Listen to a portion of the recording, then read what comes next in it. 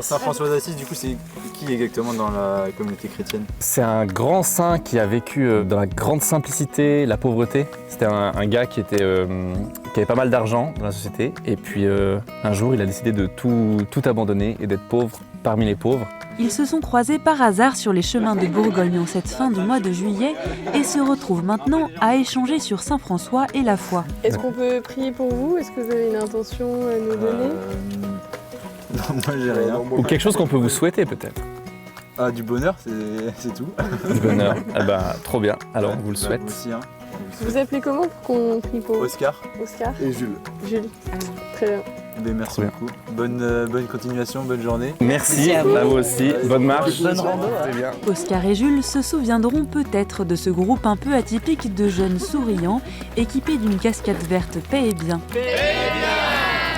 Partis de Nevers il y a une semaine, ces 15 jeunes et leurs accompagnateurs ont rejoint le grand défi des caravanes de la paix proposé par les frères franciscains de France et de Belgique à l'occasion des 800 ans de la mort de Saint François d'Assise. Henri de Mauduit a fait partie de l'organisation de ce projet. L'idée a été simple de simplement se mettre en marche, comme Saint François qui passait beaucoup de temps sur les routes en itinérance à annoncer l'évangile. Saint François il était très touché par l'évangile de l'envoi en mission des disciples.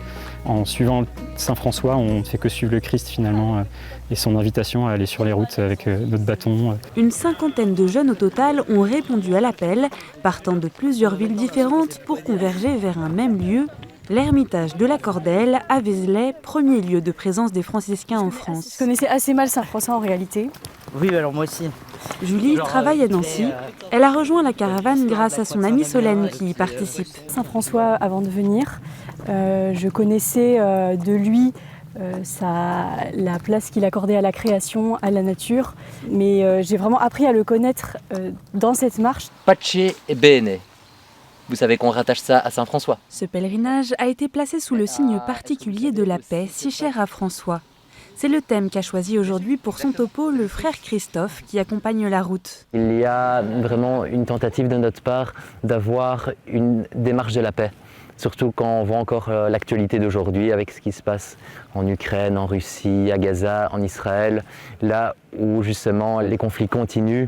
Le fait d'essayer de prendre un petit peu l'exemple de Saint François qui pendant une croisade a rencontré un sultan, c'est peut-être un petit peu ça aussi qu'on essaye de faire sur les routes.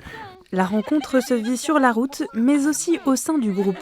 Un esprit de fraternité et de bienveillance qui a particulièrement touché Gauthier, amené par son ami Jean. J'ai des racines chrétiennes comme beaucoup de Français, mais je ne suis pas baptisé. Mais c'est vrai que quand on les voit prier, se réunir, chanter ensemble, ça donne envie de faire partie de presque de cette famille. Parce qu'en fait, on est venu vers moi, qu'on est venu me chercher et qu'on a tissé du lien avec moi et que j'ai tissé du lien avec les autres. Si Dieu veut toujours droit devant, on marchera jusqu'à la Cordelle. Tout au long de la marche, les jeunes sont invités à réfléchir sur le service, la pauvreté ou encore l'humilité comme des chemins de fraternité. Pour Benjamin, responsable du groupe, cette semaine est un bon exercice pour devenir artisan de paix. Il faut qu'on travaille sur toutes nos relations humaines pour être porteur de paix, pour être artisan de paix. En fait, on y arrive en une semaine. Et ça ne veut pas dire qu'il n'y a pas eu de conflit, ou qu'il n'y a pas eu de difficulté, ou qu'il n'y en a pas un qui m'a saoulé à un moment donné. C'est pas ça. C'est ensuite, il me saoule, qu'est-ce que j'en fais? Et comment je vis avec lui? Et si c'est possible de le faire pendant une semaine, je suis sûr que c'est possible de le faire tout le reste de sa vie.